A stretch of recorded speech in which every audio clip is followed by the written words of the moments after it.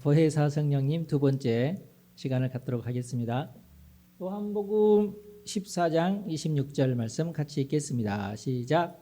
보혜사 곧 아버지께서 내 이름으로 보내실 성령 그가 너희에게 모든 것을 가르치시고 내가 너희에게 말한 모든 것을 생각나게 하시리라. 아멘. 그래서 보혜사 성령님이시죠. 보혜사 파라클레이토스라는 헬라어를 거기에 해당되는 우리나라 단어가 없어요, 사실은. 그래서 단어를 지어냈습니다.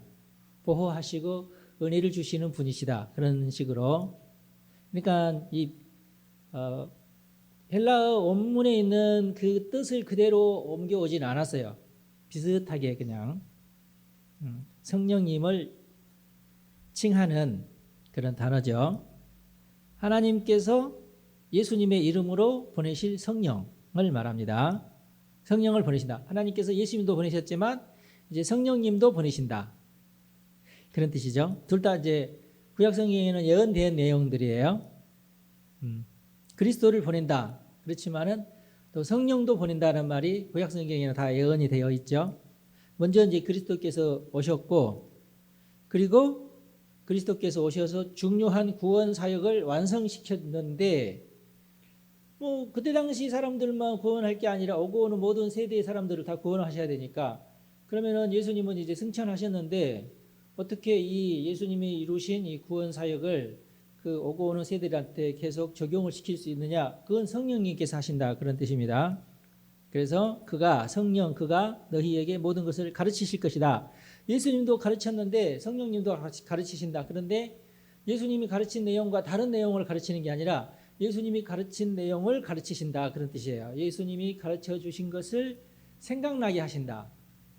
또 깨닫게 하신다, 그런 뜻입니다. 여기 보세요. 내가 너희에게 말한 모든 것을 생각나게 하시리라 그랬습니다. 예. 대단하죠? 또 성령님은 또 영이시기 때문에 충분히 그게 가능하시죠. 오늘 또 그렇게 하시고 계신 줄로 믿습니다. 자, 그 다음에 네 번째 주제, 성령은 매개체를 통하여 주로 역사하십니다. 주로예요. 그러면 매개체를 통하지 않고도 역사하시느냐? 그렇게 하셔요. 그거 보고 우리는 이제 직접 계시라고 그래요. 직접 오셔서 말씀을 해주시고 가르쳐 주신다, 그런 뜻입니다. 그래서 누구든지 성령님께서 직접 그 사람에게 오셔서 가르쳐 줄 수 있어요. 아셨죠? 그렇게 되면 좋겠죠. 근데 문제는 그게 성령인지 악령인지 모를 수 있죠. 그것이 이제 문제가 되겠죠.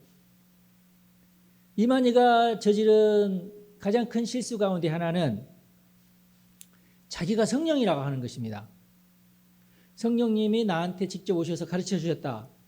그런대로 이거 성경에도 있는 말이니까 그럴지 몰라, 이럴 수 있는데, 이만희가 했던 실수는 뭐냐면 내가 성령이다. 이건 아닌 거야. 이거 거짓말이기도 하고 어불성설이기도 하고 그래요. 불가능한 일이죠. 그러니까 성령은 영이신데 사람이 된다는 말이 없잖아요, 성경에는.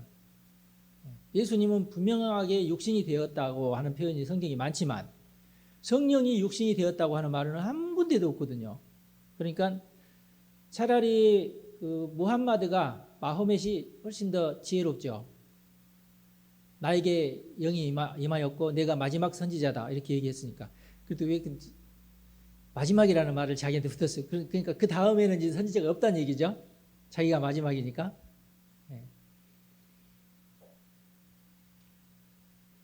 그래서 이슬람 사람들한테는 좋겠어요. 이제 복음을 전하면 무함마드가 마지막이고 이제는 너희들은 이제 예언자는 그 다음 예언자는 너희들에게는 없다.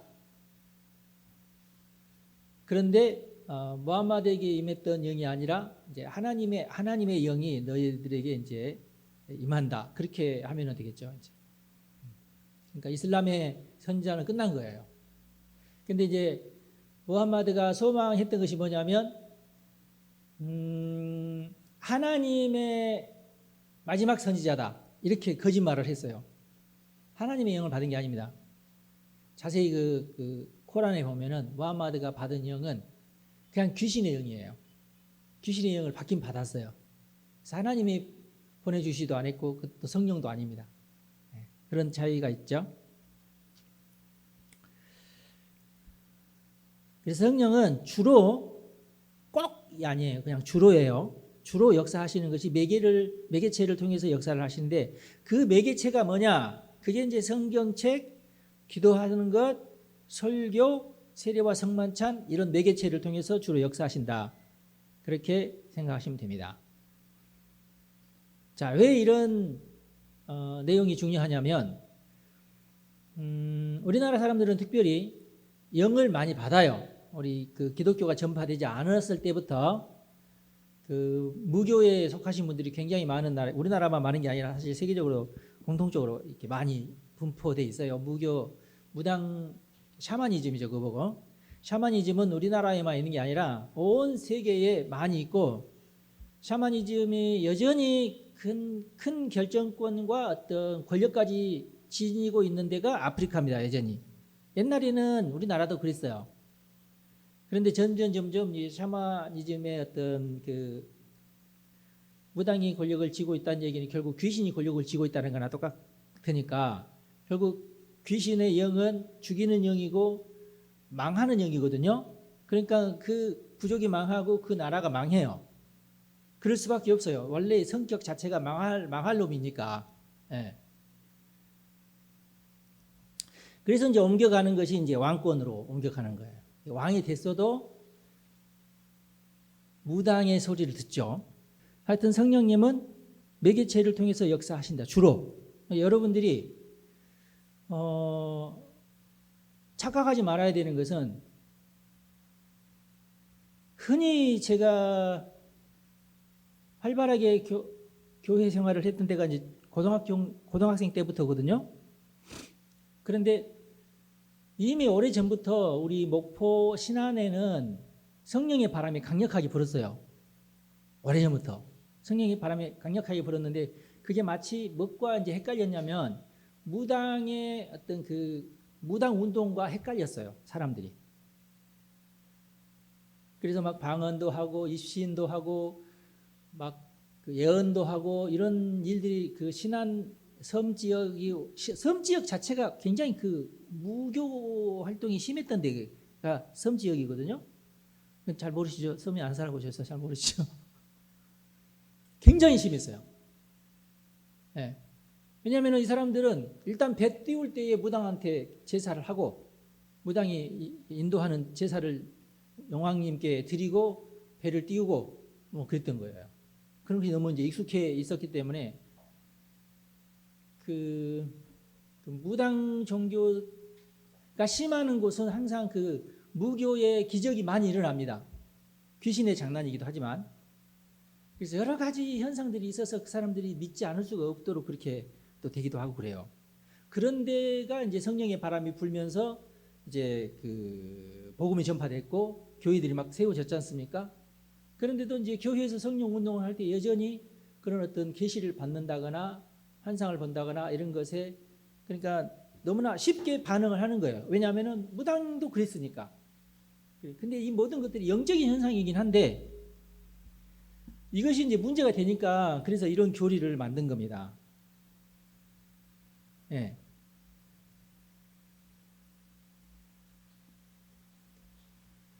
굉장히 위험해요. 그래서 여러분들이 교회 생활을 할 때, 신앙 생활을 할 때에 심지어는 이런 현상까지 옛날에 생겼어요. 믿음이 좋으신 분이 교회에서 그러면 이분들은 이제 교회에서 이제 믿음이 좋다는 것을 나타내려면 어떡하죠?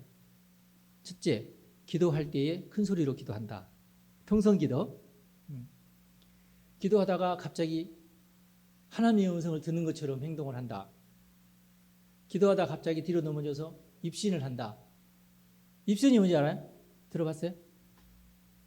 네. 그러면 하나님의 신에 취해가지고 깊이 잠든다는 뜻이거든요. 그러면서 입신 중에 하나님을 만나고 예수님을 만나고 이렇게 되는 거예요. 꿈속에서 난 지금 예수님 뭐라고요? 내가 지금 천국에 왔다고요? 이렇게 하면서 누워가지고. 근데 이제 진짜 그러기도 하는데 굉장히 드문 현상이기도 하죠. 그런데 저도 직접 보긴 했긴 하는데 어떤 청년이 막 막 기도하다가 갑자기 입신을 하더라고요. 그래서 다들 입신했네 하면서 뭐 그러면 빙 둘러 앉아가지고 청년 이름이 이렇게 갑돌아 너 지금 예수님 만났잖아.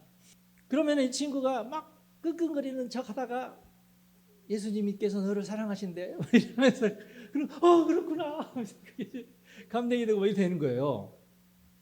여기에 빠져들어가면 한도 없고 끝도 없는데 결국은 그러다가 귀신 장난이 시작되는 거예요.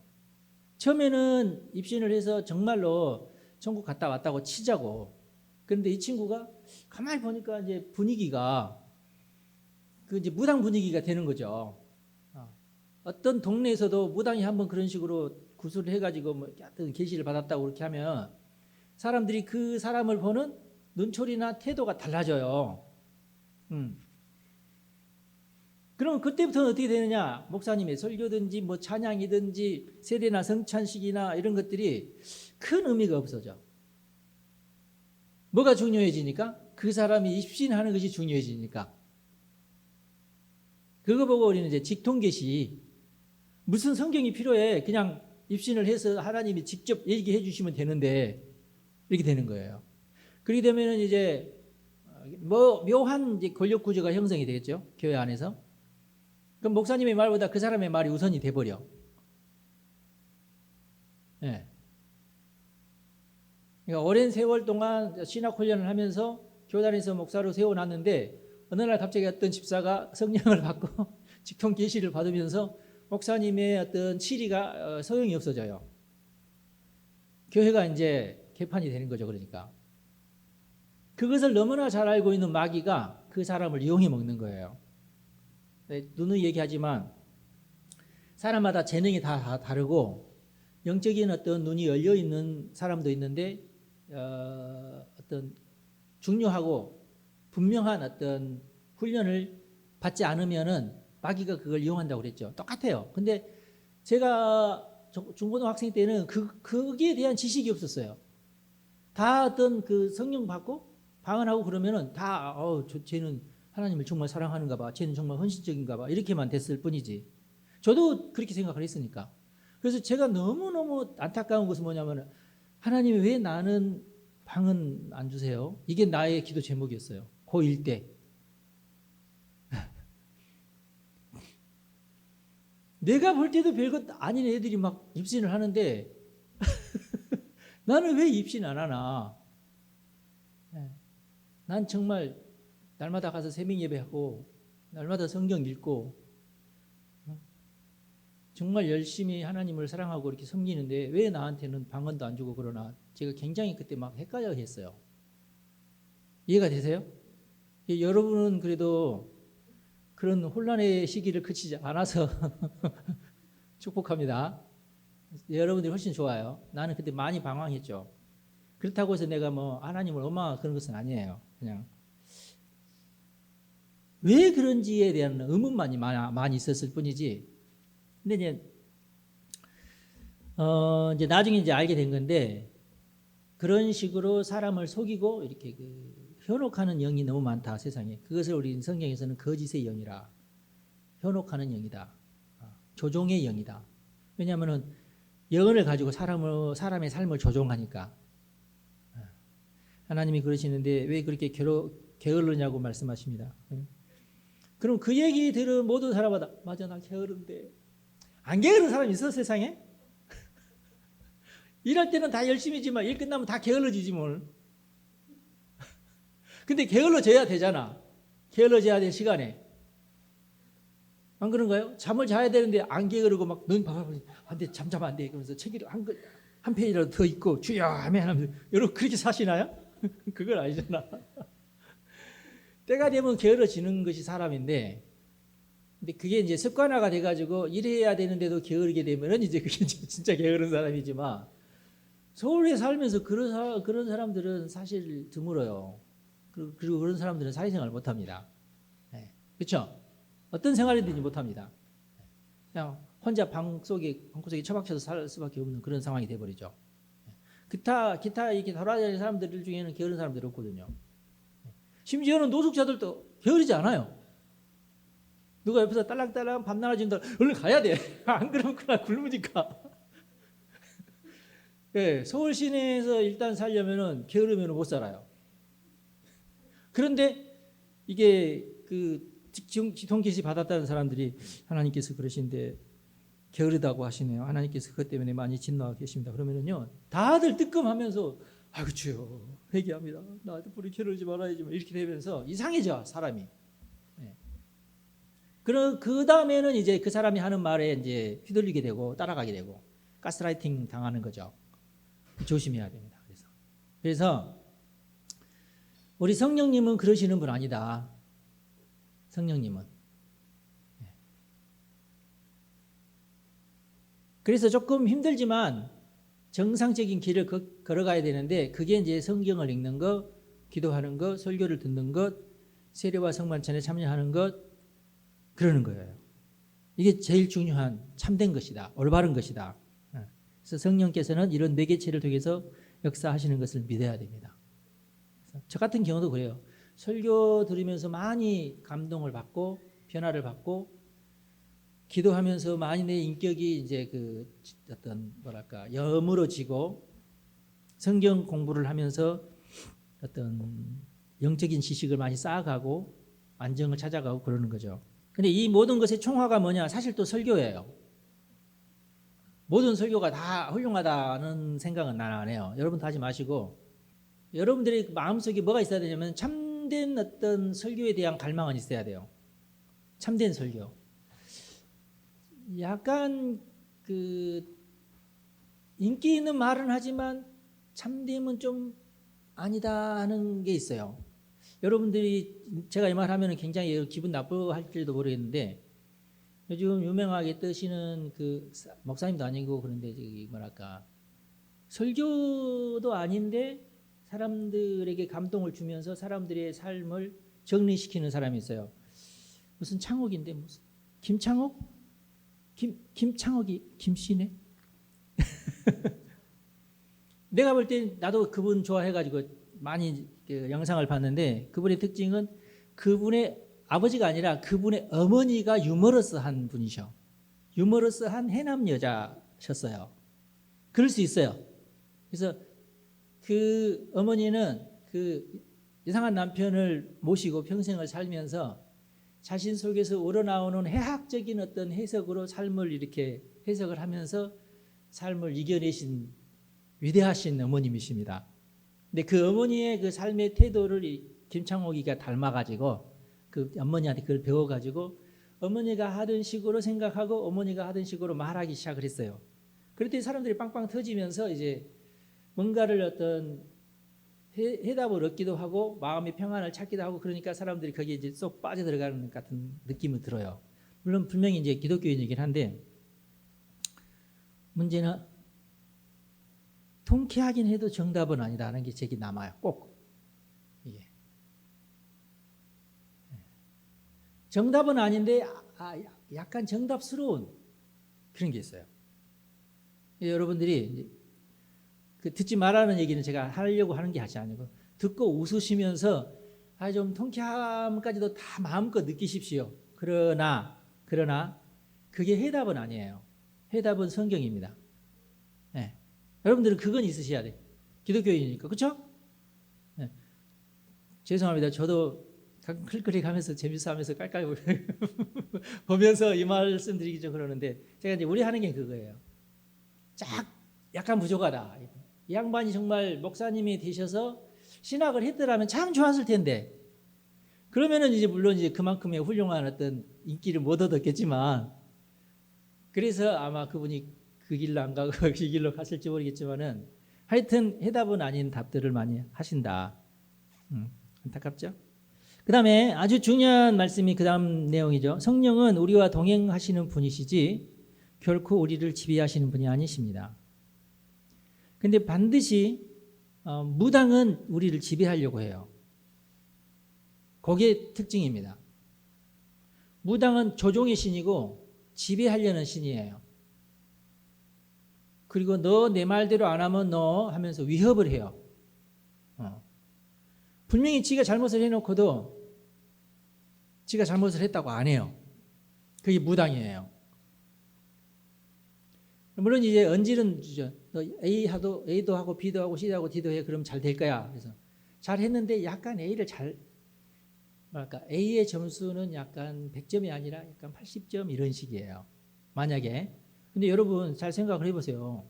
무당이 A, B, C, D를 다 100점 맞아야 된다고 얘기하겠죠. 이거 하라고. 근데 이것만 하면은 너는 잘 된다. 근데 만약에 이제 못 됐어. 그러면은 무당이 너 A 100점 맞았어? 이렇게 물어봐요. 그러면은 100점은 아니고 그렇게 되면은 거봐 내가 뭐라고 그랬어. 잘하라고 했잖아. 근데 누가 다 100점 맞아요? 그렇죠? 이게 이제 사람을 조종하는 거야, 이게. 지가 거짓말을 해놓고도 사람을 조종해 간다고, 이렇게. 그래서 영적인 리더 중에서 이런 사람들이 꽤 있거든요. 기독교에도 있어요. 네. 교인들을 다룰 때에 그렇게 다루시는 목사님들이 꽤 있더라고. 그 교회 교인들은요, 목사님 만나는 것을 무서워해요. 그래 놓고도 교회를 떠나지를 못해. 왜냐하면은 저 목사님이 만약에 나를 미워하면 하나님 나를 벌 줄까 봐 교회를 못 돌아가는 거야. 당회장실에 들어가면 손을 달달달 떨어. 목사님, 어제 내가 하라는 거 했어요? 고개를 푹 숙여. 그러면 안 된다고. 집사님 말이야. 내가 그렇게 기도하고 있는데 그리고 또 달래 또 이제 주여 불쌍히 여겨 주시옵소서. 우리 같이 기도합시다. 이렇게 하면서 병 주고 약 주고 막 이렇게 하면서 그러면은 거기에 또 감동이 돼가지고 역시 우리 목사님은 나를 위해서 이렇게 또 되는 거예요. 다 뻔한 순서예요, 여러분. 근데 절대 성령님은 그러시지 않는다, 여러분. 마귀가 이용하듯이 그렇게 하는 거 아니에요. 사람을 조종하거나 지배하지 않습니다, 성령님은. 100% 성령님은 자유의 영이시기 때문에 우리에게 자유를 주시는 분이시고 우리를 뭐 이렇게 억압하거나 조종하거나 뭐 좀 부족하다고 해서 막 내치거나 절대 그러시는 분 아니시다.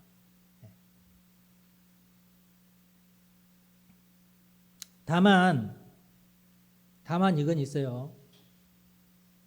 여러분들이 이렇게 되면 너무 또 풀어지니까 잘 생각을 해보세요.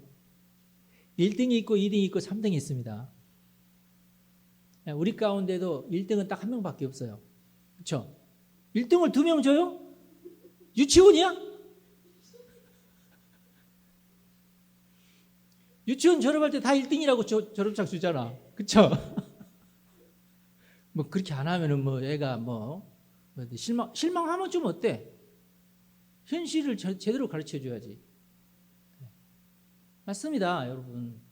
성공하는 사람은 1등이 성공을 해요. 그게 뭐 잘못된 건가요? 당연한 거 아닌가요? 여러분들은 안 그런가요? 우리 하나님께서는 1등이 됐든 꼴등이 됐든 다 사랑하시고 다 품어주시는데 1등에게 주는 상을 2등에게 주진 않아요. 하나님은 공정하시는 하나님이시니까. 그죠? 2등한테 1등 상을 주지도 않고요. 나쁜 심판처럼. 하나님은 너무 공정하세요. 1등에게는 1등 상을 주고 2등에게는 2등 상을 주고 3등에게는 3등 상을 줍니다. 이것은 천국에 가서도 마찬가지일 거예요. 거기에 대해서 여러분들이 무슨 토를 달거나 이건 아니다고 공정하지 않다고 할 수가 없어요. 하나님은 무조건 공정하신 분이십니다. 아멘? 그걸로 끝나요. 그렇게 해야 돼요. 그래서 정말로 정심성의껏 열심히 한 사람이 있어요. 그 사람이 1등을 받아 마땅해요. 그리고 다 그 사람에게 박수를 쳐줘야 돼요. 당연하고. 그러나 2등부터 꼴등까지는 그럼 죽어야 되느냐? 절대 그건 아니잖아. 그들도 소중하고 사랑받을 만하고 행복해야 되고 1등을 할 권리는 없지만은 행복할 권리, 자유로울 권리, 그리고 하여튼 모든 어떤 혜택이나 이런 것들은 물론 이제 1등에게 가는 혜택만큼은 아닐지라도 다 살 만큼, 즐거울 만큼, 행복할 만큼은 다 주세요. 할렐루야. 그러니까 절대 그런 걸 가지고 여러분들이 마귀의 꾀임에 속아 넘어가지 말라. 마귀는 어떻게 꾀요? 네가 1등인데 저놈이 1등 됐어. 이게 이제 마귀의 짓거리고, 1등만 좋아하는 세상, 더러운 세상이라고? 더러운 세상 아니에요. 공정한 세상이지. 그렇죠? 그 김성광의 말에 그 동의하시는 분 있나요? 아니야. 못된 생각이야. 이게 인기 있는 말일지는 모르지만 한때 인기를 얻어가지고 막 잘 나가는 코미디언이 됐지만은, 근데 그건 이제 거짓말이에요. 그렇지 않아요. 더러운 세상 아니에요. 공정한 세상이 그냥. 여러분 그렇게 인정하세요? 인정 안 하셔도 할 수 없지만. 그래서 이단이나 사이비 집단, 대개 직통 계시자들에게 모든 삶의 질을 맡기고 그 뜻에 복종할 것을 강요하는데, 절대 성령님은 그렇게 하지 않으신다. 그게 절대 성령 충만 아니다. 아셨죠? 네. 해보세요. 직통 계시자, 모든 삶의 질을 맡기고 그 뜻에 복종하는 거. 모든 이단들이 다 그렇게 하고 있어요. 정명석이 다 그렇게 하고 있어요. 그 짓이 어느 누가 보더라도 악하고 더러운 짓인데도 불구하고 다 거기에 복종하고 있어요. 그 다큐도 제가 봤는데 제 기억나는 것은, 그렇게 애가 그 나쁜 놈이 축구를 그렇게 좋아했대. 공차는 거. 그래서 항상 그 모일 때마다 축구 대회를 한대요. 보셨나요? 다들 보셔요, 다들. 넷플릭스 아직까지 있나 모르겠네. 축구를 하면은 물론 이제 11대 11로 이제 경기를 해요. 공을 골대에 차 넣은 사람은 정명석밖에 없어. 이상하잖아. 이쪽에서도 공 넣을 수 있고 이쪽에서도 정명석 말고 다른 사람이 골 넣을 수 있잖아. 그런데 그 축구 시간 내내 정명석이만 공을 넣어. 사람들이 전부 정명석한테 공을 패스해주고, 골키퍼는 공이 이쪽으로 날아가면 이렇게 맞고, 이렇게 하면서. 이게 뭔 짓인가 몰라. 하여튼 에휴, 안타까워요 참. 하는 짓이 다 똑같죠.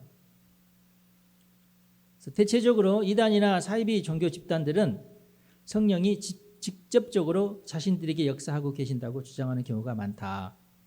근데 그것은 절대로 여러분들이 속아 넘어가지 말아야 되는데, 이단이 아니어도 그런 교회들이 있어서 제가 드리는 말씀이에요. 이단이 아닌데도 그런 교회가 있어요. 그런데 속아 넘어가면 안 된다. 여러분들이 조종당한다.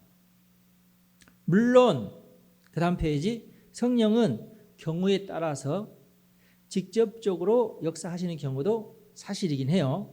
그러나 대부분의 경우에는 매개체를 통해서 역사하신다. 네. 그러면 직접 역사하시는 경우는 어떤 경우겠어요? 그 사람이 그 성령님의 음성을 들을 수 있는 그 귀나 눈이 열려 있을 경우예요. 근데 그 사람도 위험하긴 하다고 그랬죠. 그 문을 가지고 또 마귀도 얼마든지 그 공격을 하기 때문에 위험하다. 그래서 예언자나 선지자들도 100% 믿을 수가 없는 것이, 처음에는 성령의 음성을 듣는데 나중에는 타락해가지고 마귀 음성을 듣는 선지자도 있다는 거예요. 그러니까 조심해야 된다. 복불복이기도 하고. 그래서 항상 점검은 항상 해야 돼요. 자기 스스로도 점검을 해야 되고 주변에 있는 사람들도 점검을 해야 되고. 어떤 경우가 제일 좋냐면, 예언자는 역시 예언자가 알아봐요. 그래서 예언자는 예언자 그룹에 들어있는 게 좋아요. 아셨죠? 근데 우리나라 무당들은 절대 연합을 안 해요. 무당들의 특징이 지가 제일 큰 신을 받았다고 생각을 하고, 또 마귀가 또 그렇게 속여. 네, 가짜예요. 거짓말이에요. 네. 근데 예언자들은 겸손하게 다른 예언자들의 그룹에 끼어 있으면서 서로 견제를 해야 돼요. 알거든. 저놈이 지금 나쁜 말을 하고 있다. 귀신의 영을 받았구나. 알아요. 예언자들은. 예. 그러면은 서로 견제를 하면서 그렇게 해서 그 예언자 그룹에서 견뎌내지 못하는 사람은 이건 좀 이상한 예언자예요. 그 다음에 이제 교회에서는 교회 질서를 따라야 돼요. 예. 총회 질서, 노회 질서, 교회 질서가 있거든요. 그 질서를 따라서 근데 그 질서에 또 이제 그 헌법은 뭐예요? 성경 말씀이에요. 총회에도 헌법이 있지만 총회 헌법도 물론 따라야 되지만 성경 말씀에 이미 다 기록되어 있어요. 또 우리가 또 교리를 배우잖아요. 이 교리도 어떻게 보면은 그 헌법에 있는 내용을 가지고 축약해서 만든 게 또 교리거든요. 그러니까 이 교리의 말씀, 물론 이제 교리는 각 교단마다 약간씩 틀려요. 그런 거 있지만 하여튼 대체적으로는 비슷비슷하니까 교리에 있는 이 말씀을 따라서 하는 게 제일 중요하다. 그렇게 생각하시면 될 것 같아요. 그러니까 아까도 제가 얘기했지만은 반드시 매개체를 통해서만 역사한다. 이것은 잘못된 말이다. 직접 계시하시고 직접 음성을 듣는 사람도 있는데 그래도 그 사람 그것을 인정을 하기는 해도 그것을 맹신하거나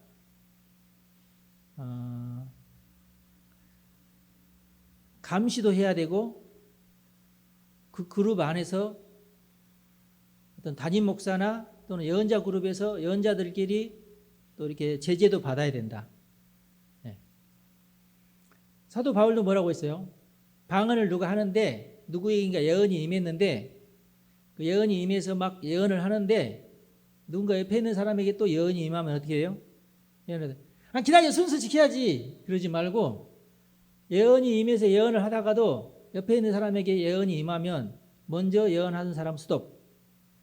먼저 예언하던 사람이 중요하지 않고 새롭게 예언 받기 시작한 사람이 중요한 거예요. 이해가 되시죠? 성령님도 쭉 말씀을 주셨는데 이 사람이 이제 막 예언을 하는데 갑자기 자기 속에서 나오는 말을 가지고 예언을 해. 그럼 이게 예언이 아니야. 그때부터는 아니 그럼 성령님께서 이놈 봐라 하면서 다른 사람한테 빨리 예언을 준다는 말이에요. 그럼 이 사람에게 예언이 임하면 너는 조용해. 이렇게 되는 거예요. 아무리 네가 달변가라도 조용해라. 그게 고린도서에 있는 그 질서에 그게 성경에 있어요. 그러니까 이 경우는 결국 뭘 의미하느냐? 직접 역사하는 경우도 있지만 그래도 교회라는 매개체를 통해서 통제가 돼야 된다. 그렇게 생각하시면 되겠죠. 그다음에 직통계시라고 그러죠. 직통계시라는 성령 운동에 빠질 때 나타나는 부작용. 첫 번째, 주관적 체험을 강조하게 되고 객관적 기준이 없어진다. 그러겠죠, 당연히. 두 번째, 일반 종교 현상과 성령 운동 현상을 구별할 수 없게 된다. 무당이 한 건지 성령이 한 건지 헷갈리게 된다. 셋째, 앞에서 언급한 그리스도 없는 성령 운동에 빠지기 쉽다. 그래서 성령님의 임무는 그리스도를 증거하고 그리스도의 가르침을 계속되게 하고 그 가르침을 또 우리로 깨닫게 하고 그러는 것이 성령의 역할이지. 저번 주도 제가 했지만 그 외에 다른 역할도 있지만 성경화 될 수는 없다. 그렇게 말씀드린 이유가 거기 있어요. 아셨죠? 성령은 보혜사이시다. 우리가 아까 읽은 요한복음 14장 26절 보혜사. 요한복음서에만 나타나는 독특한 성령에 대한 표현입니다.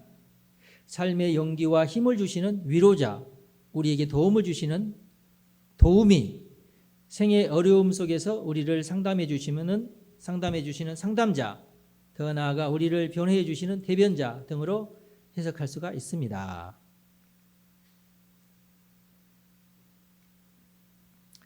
내가 아버지께 구하겠으니 그가 또 다른 보혜사를 너희에게 주사 영원토록 너희와 함께 있게 하시리니, 이 말씀은 예수 그리스도께서 제자들에게 주신 말씀일 뿐만 아니라 모든 그리스도인들에게 주는 말씀인데요. 여기 보면은 또 다른 보혜사라고 예수님께서 표현하고 계시는데, 또 다른이라는 우리 한국말의 표현은 서로 다르다라는 뜻인 different라는 뜻이 아니라 우리나라 말에는 다른이라고 표현되어 있어 different라는 뜻이 아니라 또 다른 한 분이라는 뜻인. 그러니까 영어로는 another, one more. 영어 다 잘 아시죠? 이 정도는 다 잘 아시죠? 자네는 빼고. different라는 말은 그냥 이것이 아닌 저것이라는 뜻이고 one more, another라는 것은 이건데 이것과 똑같은 또 다른 하나 이런 뜻이에요. 그러니까 성령님이나 예수님이나 똑같은 하나님이신데 그런 뜻이에요. 똑같은 하나님이신데 이것과 다른 하나님 그런 뜻이에요. 네. 그래서 이 표현을 우리나라에서만 이게 좀 헷갈리는 그런 표현이거든요. 영어에서는 이게 헷갈리지 않는데 우리나라 사람들은 요 말이 헷갈리니까 이제 교리 공부 시간에 이걸 말씀을 드리는 겁니다. 네. 또 다른 분이라는 뜻은 동일하고 동질적인 분인데 또 다른 한 분이라는 뜻이다. 따라서 성령님은 예수 그리스도가 하셨던 똑같은 일을 하시며 예수님과 똑같이 생각하고 사랑하시고 행동하시는 같은 분이라는 뜻이다. 예수님이나 성령님이나 똑같으시다. 그런 뜻이에요. 이해가 되시죠?